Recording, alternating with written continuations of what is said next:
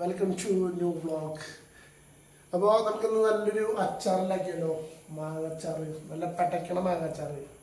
അപ്പോൾ ഹോസ്റ്റൽ ലൈഫിൽ ഉണ്ടാക്കാവുന്ന പരിമിതമായിട്ടുള്ള സാഹചര്യങ്ങളിൽ നമ്മൾ ഉണ്ടാക്കുന്ന അടിപൊളി മാങ്ങച്ചാർ.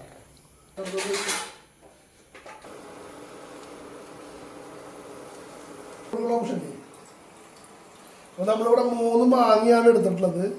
3 മാങ്ങ, നമുക്ക് കുറച്ച് പച്ചമുളക്, ഇഞ്ചി, വെളുത്തുള്ളി, ഇത്ര ഐറ്റംസാണ് നമ്മളിപ്പോൾ എടുത്തിട്ടുള്ളത്. അപ്പോൾ ചട്ടി ചൂടായിട്ടുണ്ട്. അപ്പോൾ നമ്മളതിലേക്ക് ആദ്യം എണ്ണ ഒഴിക്കുകയാണ്. അത്യാവശ്യം എണ്ണ ഒഴിച്ചു. അപ്പോൾ എണ്ണ ചൂടായിട്ടുണ്ട്. നമ്മളപ്പോൾ കടുക് ഇട്ടു. കടുക് ഞാൻ കുറച്ച് അധികം എടുത്തിട്ടുണ്ട്. ബിക്കോസ് നമ്മൾ കടുക് പൊടിയല്ല, കടുകായിട്ട് തന്നെയാണ് ചേർക്കുന്നത്. അപ്പോൾ ഈ കടുക് ഒന്ന് പൊട്ടി വരുമ്പോൾ നമ്മൾ അടുത്ത ഇൻഗ്രീഡിയൻസ് ആയിട്ടുള്ള നമ്മുടെ വെളുത്തുള്ളി ഒക്കെ നമ്മൾ ചേർക്കും. അപ്പോൾ കടുക് പൊട്ടിയിട്ടുണ്ട്. അപ്പോൾ നമ്മളിതിലേക്ക് കുറച്ച് ഉലുവപ്പൊടി, കുറച്ച് കായപ്പൊടി, ഇത് രണ്ടും നമ്മളിതിലേക്ക് ഇപ്പോൾ ചേർത്തൊന്ന് കൊടുത്ത് ബാക്കി കുറച്ചുകൂടി ചേർക്കണം. നമ്മളൊന്ന് ജസ്റ്റ് ഒന്നിങ്ങനെ ഇളക്കാണ്.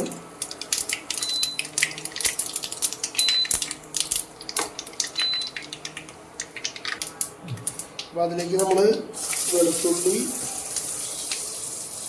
ഇഞ്ചി, പച്ചമുളക്, ഇവ 3ഉം നമ്മളിതിലേക്ക് ആഡ് ചെയ്യാണ്. കളിച്ചാൽ മതി.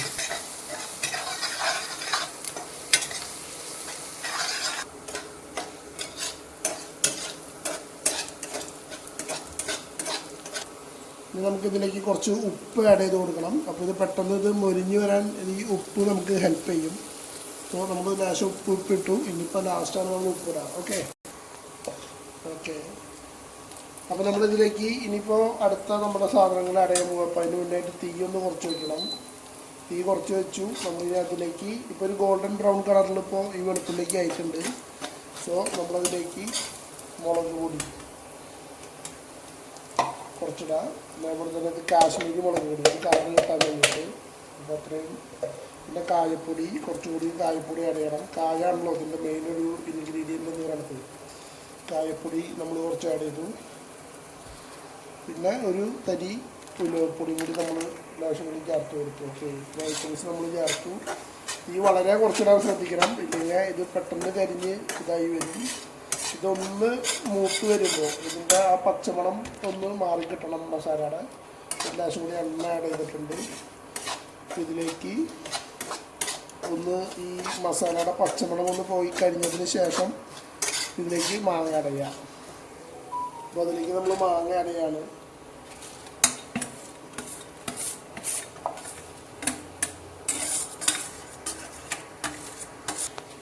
ഇനി അതിൻ്റെ മുകളിലേക്ക് കുറച്ച് ഉപ്പ് നമ്മൾ കതറി കൊടുക്കുക. അപ്പോൾ പെട്ടെന്ന് അത് വഴണ്ട് കിട്ടാൻ ഹെൽപ്പ് ചെയ്യും. ഉപ്പിട്ട് കഴിഞ്ഞാൽ നല്ലപോലെ ഇളക്കി കൊടുക്കണം. ആ എണ്ണയൊക്കെ ഒന്ന് ഇതിൽ സെറ്റായിട്ടുണ്ട്. ഇനി ഇത് അധികം നേരം വേണ്ട, ജസ്റ്റ് ഒന്ന് വെന്ത് വന്നു കഴിഞ്ഞാൽ നോക്കിയാണ്.